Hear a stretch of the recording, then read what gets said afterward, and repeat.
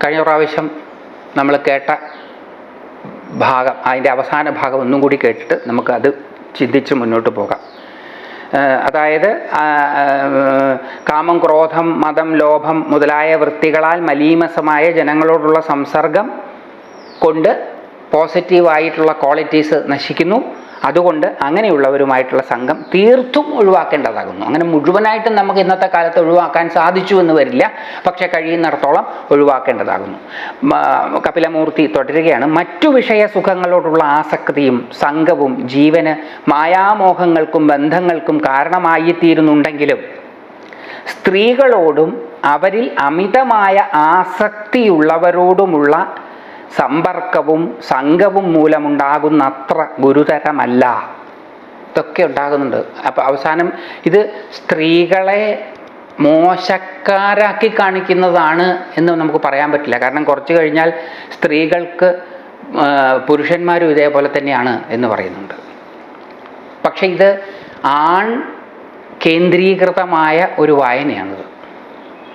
അതുകൊണ്ടാണ് ഇങ്ങനെ പറയുന്നത്. ഇതിൽ മറ്റ് വിഷയങ്ങളോടുള്ള ആസക്തിയും സംഘവും ജീവന് മായാമോഹങ്ങൾക്കും ബന്ധങ്ങൾക്കും കാരണമായി തീരുന്നുണ്ടെങ്കിലും മറ്റ് വിഷയസുഖങ്ങളോടുള്ള ആസക്തിയും സംഘവും ജീവന് മായാമോഹങ്ങൾക്കും ബന്ധങ്ങൾക്കും കാരണമായി ബന്ധങ്ങൾ എന്ന് പറയുമ്പോൾ ബന്ധനവും കൂടിയാണ്. ബന്ധനങ്ങളും കൂടിയാണ്.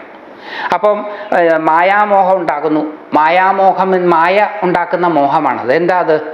എന്താണോ ഒന്ന് അതാണ് എന്ന് മനസ്സിലാക്കാതെ അതിനോടുണ്ടാകുന്ന ഒരു ആസക്തി. നമുക്കൊരു വ്യക്തിയോടോ വസ്തുവിനോടോ ആകർഷണം തോന്നുകയാണ്. അത് സത്യത്തിൽ നമ്മൾ തന്നെയാണ്, നമ്മുടെ തന്നെ എക്സ്റ്റെൻഡഡ് കോൺഷ്യസ്നെസ് ആണതെല്ലാം. അത് തിരിച്ചറിയാതെ അത് നമ്മളിൽ നിന്ന് വ്യത്യസ്തമാണ് എന്ന ധാരണയോടുകൂടി അതിനെ നമ്മളുടേതാക്കാൻ നമ്മൾ പരിശ്രമിക്കുകയാണ്. അവിടെയാണത് മായാമോഹം. അപ്പോൾ ആ മായാമോഹങ്ങൾക്ക് കാരണമാകുന്നു വിഷയങ്ങളോടുള്ള ആസക്തി.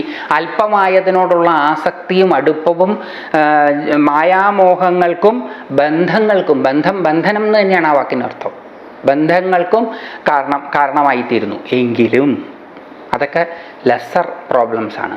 മേജർ പ്രോബ്ലം എന്താ? സ്ത്രീകളോടും അവരിൽ അമിതമായ ആസക്തിയുള്ളവരോടുമായ സമ്പർക്കവും സംഘവും മൂലമുണ്ടാകുന്ന അത്ര ഗുരുതരമല്ല അത്. വിഷയത്തിനോടുള്ള മറ്റ് വിഷയസുഖങ്ങളോടുള്ള ആസക്തിയും സംഘവും ജീവന് ബന്ധനങ്ങൾക്കും മോഹങ്ങൾക്കും മോഹഭ്രമങ്ങൾക്കും ഒക്കെ കാരണമാകുന്നുണ്ടെങ്കിലും സ്ത്രീകളോടും അവരിൽ അമിതമായ ആസക്തിയുള്ളവരോടും ഉള്ള സമ്പർക്കം, സ്ത്രീകളോടും എന്നുള്ളത് സ്ത്രീ എന്ന് ലിറ്ററലി ആണ് ഇവിടെ ഉദ്ദേശിക്കുന്നതെങ്കിലും അങ്ങനെ ഇന്നത്തെ കാലത്ത് നമ്മൾ എടുക്കേണ്ടതായിട്ടില്ല. ഫ്ലഷിൻ്റെ ഡിസയർ, ശരീരത്തിലെ മാംസത്തിൻ്റെ അഭിനിവേശം, അത് ഏറ്റവും ലോവർ ലെവൽ ഓഫ് ഡിസയറാണ്. ആ മാംസബദ്ധമായ അഭിനിവേശം ഉണ്ടാകുമ്പം അങ്ങനെയുള്ളവരുമായിട്ടുള്ള സംസർഗം, സ്ത്രീലമ്പടന്മാരെന്ന് പറഞ്ഞാൽ ഉദ്ദേശിക്കുന്നത് സ്ത്രീ ആയാലും പുരുഷനായാലും, ഇത് പുരുഷന് മാത്രം ബാധകമായ കാര്യമല്ല. പുരുഷൻ മാത്രമല്ല ലമ്പടത്വം ഉള്ള ആള്. ഇന്നത്തെ കാലത്ത് സ്ത്രീകളും അന്നത്തെ കാലത്തും അങ്ങനെ തന്നെയായിരിക്കണം. സ്ത്രീകൾക്കും അതേപോലെ ശാരീരികമായിട്ടുള്ള അഭിനിവേശാധിക്യം ഉണ്ടാകാം. അപ്പം ശരീര സംബന്ധിയായിട്ടുള്ള ആഗ്രഹങ്ങൾ മാത്രം വെച്ച് പുലർത്തുന്നവർ, ഉയർന്ന തലങ്ങളിലേക്കൊന്നും ബോധത്തെ വ്യാപരിപ്പിക്കാൻ സാധിക്കാതെ പോകുന്നവർ, അങ്ങനെയുള്ളവരുമായിട്ട് സംസർഗം നടത്തുന്നതാണ് വളരെ ഗുരുതരമായ പ്രശ്നം.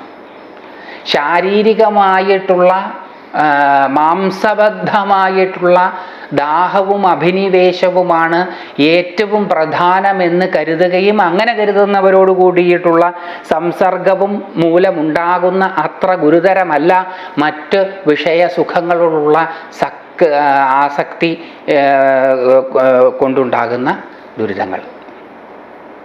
മറ്റ് വിഷയസുഖങ്ങളോടുള്ള ആസക്തി കൊണ്ടുണ്ടാകുന്ന സുഖദുഃഖങ്ങളെക്കാൾ ഗുരുതരമാണ് ഇത്. അതിനാലാണ് വിഷയലമ്പടന്മാരും സ്ത്രീകളുമായുള്ള ചേർച്ച ഒഴിവാക്കണമെന്ന് പറയുന്നത്.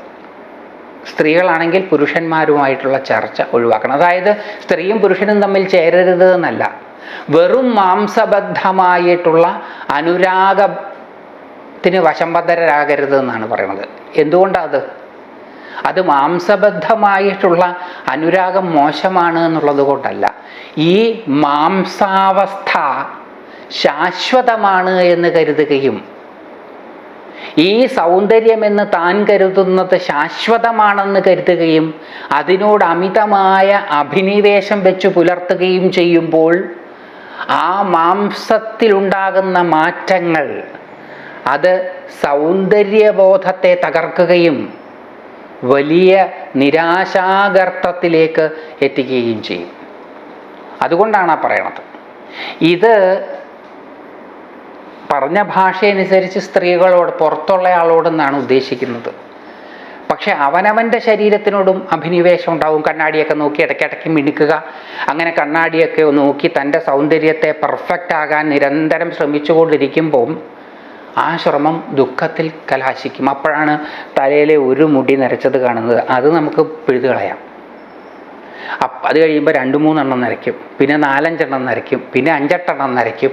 അപ്പം നര കൂടിക്കൂടി വരും. ചായം തേക്കുമ്പം ചായം തേക്കുന്നത് കൊണ്ടുണ്ടാകുന്ന ബുദ്ധിമുട്ടുകൾ, മുഖത്തെ ചുളിവുകൾ, അത് സൗന്ദര്യമല്ല എന്ന ധാരണയിൽ ചുളിവ് വീഴുന്ന മുഖത്തിനും സൗന്ദര്യമുണ്ട് എന്ന് തിരിച്ചറിയാൻ പറ്റാതെ പോകുന്നത് കൊണ്ട് യൗവനത്തെ പോലെ തന്നെ സുന്ദരമാണ് വാർദ്ധക്യവും എന്ന് തിരിച്ചറിയാൻ പറ്റാതെ പോകുന്നത് ശാരീരികമായിട്ടുള്ള അഭിനിവേശത്തോടുകൂടി ശരീരത്തെ വീക്ഷിക്കുന്നത് കൊണ്ടാണ്.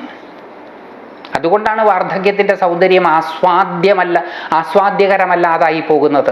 അത് സ്ത്രീക്ക് പുരുഷന് സ്ത്രീയോടുമുള്ള സൗന്ദര്യത്തോട് മാത്രം അട്രാക്ഷൻ ഉണ്ടായാൽ ഈ സൗന്ദര്യം സ്ഥിരമാണെന്നാണ് നമ്മുടെ ധാരണ. അത് സ്ഥിരമല്ല, അത് മാറും. അത് മാറുമ്പോൾ അതിനോട് അമിതമായിട്ടുള്ള അഭിനിവേശമുണ്ടായാൽ അത് അമിതമായിട്ടുള്ള ദുഃഖത്തിൽ കലാശിക്കും. അത് പുറത്തുള്ള ശരീരത്തോട് മാത്രമൊന്നുമല്ല, തൻ്റെ ശരീരത്തോട്. ചിലർക്ക് പുറത്തുള്ള ശരീരത്തിനോടൊന്നും വലിയ താല്പര്യമില്ല. അവനവൻ്റെ ശരീരത്തിനോട് നാർസിസ്റ്റുകളെ കണ്ടിട്ടില്ലേ, അവരുടെ ശരീരത്തെ പറ്റിയാണ് എപ്പോഴും അഭിരമിക്കുക. അവർക്കാണ് വലിയ ദുഃഖം. കണ്ണാടി കാണുമ്പോഴൊക്കെ പിന്നെ അവർക്ക് ദുഃഖം ഉണ്ടാവും. കണ്ണാടിയുടെ കുഴപ്പമാണ് എന്ന് ആദ്യമൊക്കെ കരുതും. കണ്ണാടികൾ പലതും മാറ്റി നോക്കിയിട്ടും തൻ്റെ മുഖത്തിനും തലമുടിക്കും പുരികക്കൊടികൾക്കും ഒന്നും സൗന്ദര്യം വയ്ക്കുന്നില്ല എന്ന് കാണുമ്പോൾ ഉണ്ടാകുന്ന ദുഃഖം വലുതാണ്. അതുകൊണ്ടാണ് ശരീരബദ്ധമായിട്ടുള്ള അഭിനിവേശം മോശമാണ് എന്ന് പറയണത്. അത് ആൺ കോയ്മയോടുകൂടി പറയുമ്പോഴാണ് സ്ത്രീ എന്ന വാക്ക് അവിടെ ഉപയോഗിക്കുന്നത്. വാസ്തവത്തിൽ ഒരു പക്ഷെ അന്നത്തെ കാലത്ത് അങ്ങനെ ആയിരുന്നിരിക്കാം കണ്ടിട്ടുള്ളത്, അതെനിക്കറിയില്ല. ആ കാലഘട്ടത്തിലെ സാമൂഹിക ചരിത്രം പരിശോധിച്ച് നോക്കിയാൽ മാത്രമേ നമുക്ക് അത് വ്യക്തമായി അറിയാനും പറയാനും സാധിക്കുകയുള്ളൂ. ഞാനത് ചെയ്തു നോക്കിയിട്ടില്ല. പക്ഷേ ഇന്നത്തെ കാലത്ത് അത് നമ്മൾ അങ്ങനെ എടുക്കേണ്ട ആവശ്യമില്ല. കാരണം പുരുഷന് മാത്രമല്ല വിഷയലമ്പടത്വമുള്ളത്, സ്ത്രീകൾക്കും വിഷയലമ്പടത്വമുണ്ട്. അപ്പോൾ മാംസബദ്ധമായിട്ടുള്ള അഭിനിവേശം പുലർത്തുന്നവർ, അത് സ്വശരീരത്തോടുള്ളതായാലും ശരി പരശരീരത്തോടുള്ളതായാലും ശരി, അത് ദുഃഖത്തെ ഉണ്ടാക്കും. കാരണം ഈ ശരീരം നിരന്തര മാറ്റങ്ങൾക്ക് വിധേയമാകുന്നതാണ് എന്ന തിരിച്ചറിവില്ലാതെ വരുമ്പോൾ താൻ കാണുന്ന സൗന്ദര്യം ശാശ്വതമാണ് എന്ന് കരുതി അത് നുകരാനാരംഭിക്കും. അങ്ങനെ ചെയ്താൽ മാറ്റം ആ സൗന്ദര്യബോധത്തിൽ ഇളക്കം തട്ടിക്കുകയും ദുഃഖത്തെ ഉണ്ടാക്കുകയും ചെയ്യും.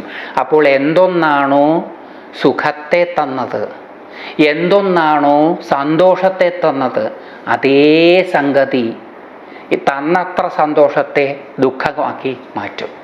എത്ര സന്തോഷമാണോ സുഖമാണോ ഇത് തന്നത്, അത്രയും ദുഃഖത്തെയും ദുരിതത്തെയും അസ്വസ്ഥതയെയും അത് സമ്മാനിക്കും.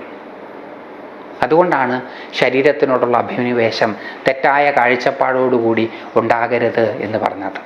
നേരെ മറിച്ച് നമ്മുടെ സൗന്ദര്യത്തെ, ശരീര സൗന്ദര്യത്തെ നമ്മൾ ആസ്വദിക്കുകയാണ്.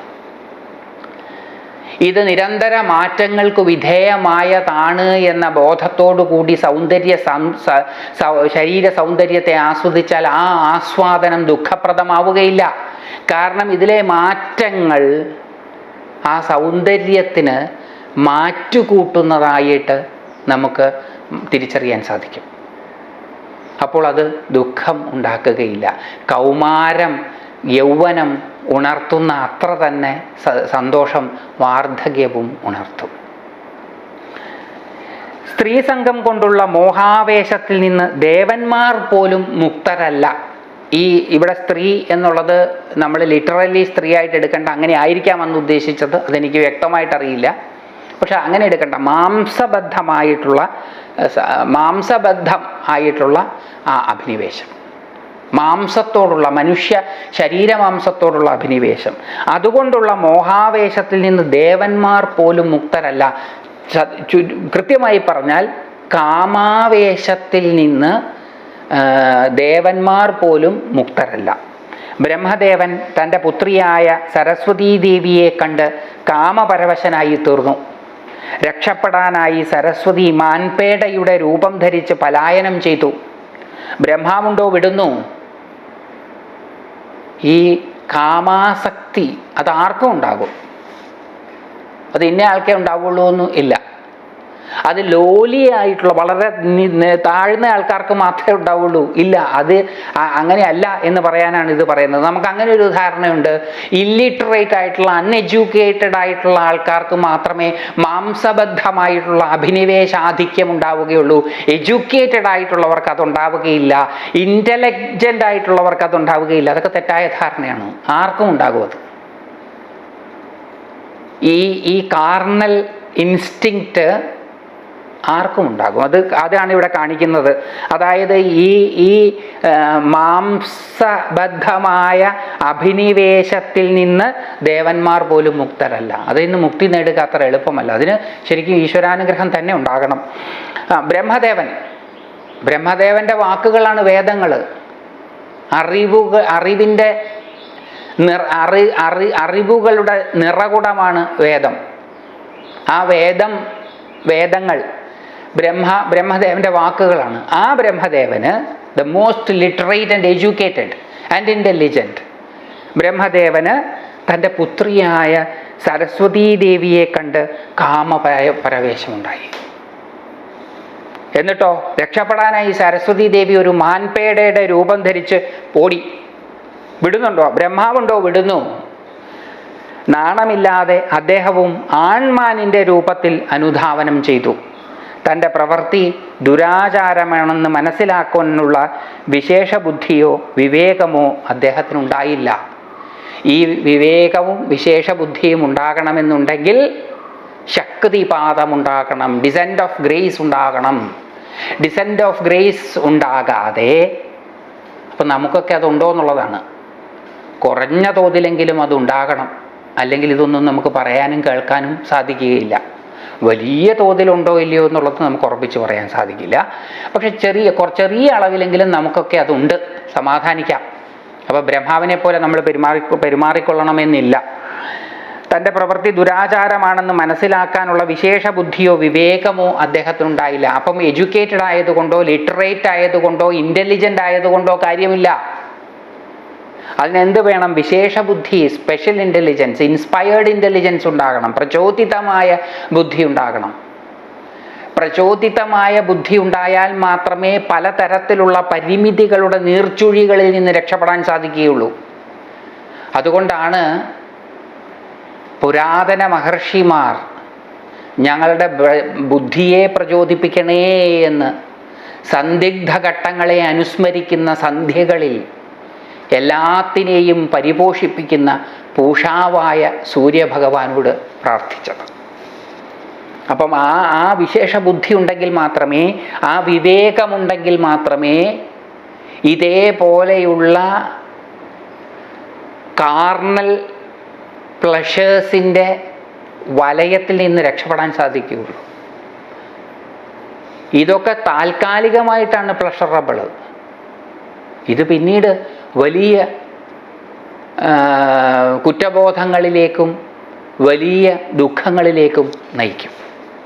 അതുകൊണ്ടാണ് ഇത് അരുതാത്തതാണ് എന്ന് പറയുന്നത്. അല്ലാതെ വേറെ പ്രശ്നങ്ങളുള്ളത് കൊണ്ടൊന്നുമില്ല. സാക്ഷാൽ ബ്രഹ്മദേവൻ്റെ സ്ഥിതി ഇങ്ങനെയാണെങ്കിൽ അദ്ദേഹത്തിൻ്റെ സൃഷ്ടികളായ പ്രജാപതിമാരുടെ സന്തതി പരമ്പരകളിൽപ്പെടുന്ന ഏതു മനുഷ്യൻ്റെ ബുദ്ധിയാണ് സ്ത്രീ രൂപത്തിലുള്ള മായാശക്തിയാൽ ആകർഷിതമാകാത്തതായിട്ടുള്ളത്? ബ്രഹ്മാവിൻ്റെ സ്ഥിതിയെ ഇപ്പോൾ പറഞ്ഞത്.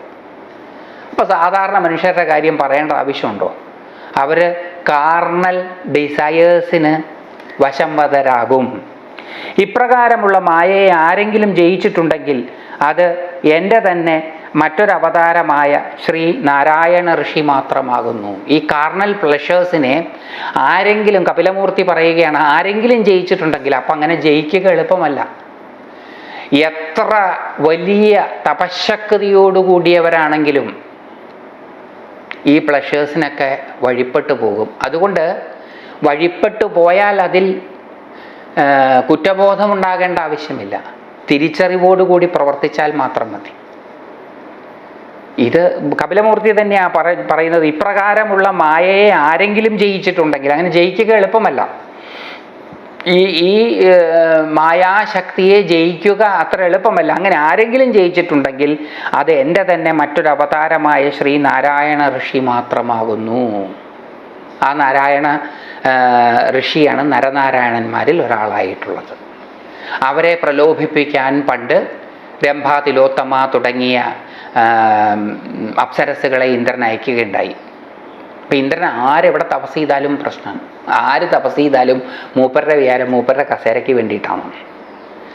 അപ്പം ആ നരനാരായണന്മാരുടെ അതിഘോരമായ തപസ് കണ്ടപ്പോൾ ഇന്ദ്രൻ സംശയം എൻ്റെ കസേരയ്ക്ക് വേണ്ടിയിട്ടാണെന്നാണ്.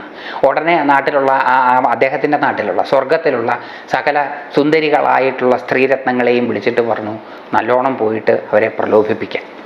അവരവിടെ ചെന്ന് ആട്ടവും പാട്ടും ഒക്കെ തുടങ്ങി. ഫുൾ കോറാഴ്ചയില്ല. പാട്ട് പാടാൻ ഗന്ധർവന്മാരുണ്ടാകും, ഇൻസ്ട്രുമെൻസ് ഒക്കെ വായിക്കാൻ കിന്നരന്മാരുണ്ടാകും. അങ്ങനെ നല്ല സുഗന്ധപൂർണമായ കാറ്റ് വീശാൻ മലയമാരുതനുണ്ടാകും, രംഗവേദി അലങ്കരിക്കാൻ വസന്തൻ ഉണ്ടാകും. അങ്ങനെ എല്ലാവരും കൂടിയാ ചെല്ലാം. എല്ലാവരും ആ സെറ്റിംഗ് പ്രോപ്പറായിരിക്കും. അവിടെ ചെന്ന് ആട്ടവും പാട്ടവും ഒക്കെ പലവട്ടം നടത്തിയിട്ടും നരനാരായണന്മാർ ഉണരുന്നില്ല. അപ്പോഴാണ് നാരായണ മഹർഷി തൻ്റെ തൊടയിൽ കൈകൊണ്ടൊന്ന് അടിച്ച് രംഭാതിലോത്തമ തുടങ്ങിയ അപ്സരസ്സുകളെക്കാൾ സുന്ദരിയായ മറ്റൊരു അപ്സരസിനെ സൃഷ്ടിച്ചത്. ഉർവശി, ഊരുവിൽ നിന്നുണ്ടായത്, തൊടയിൽ നിന്നുണ്ടായത്. ആ ഉർവശിയെ ഇന്ദ്രന് സമ്മാനമായിട്ട് കൊടുത്തു. അങ്ങനെയാണ് ഉർവശി അപ്സരസിൽ ഒരു ആളാവുന്നത്. അപ്പം ആ നാരായണ ഋഷി മാത്രമാണ് ഇതുപോലെ കാർണൽ ടെംപ്റ്റേഷനെ അതിജീവിച്ചിട്ടുള്ളത്. ബാക്കി എല്ലാവരും ഇതിന് വിധേയരായിട്ടുണ്ട്. നമ്മൾ കഥകളൊക്കെ വായിച്ചിട്ടുണ്ട്, പുരാണ കഥകളിലൊക്കെ വായിച്ചിട്ടുണ്ട്. മിക്കവാറും എല്ലാ മഹർഷിമാരും ഈ കാർണൽ ഡിസയേഴ്സിന് വിധേയരായിട്ടുണ്ട്.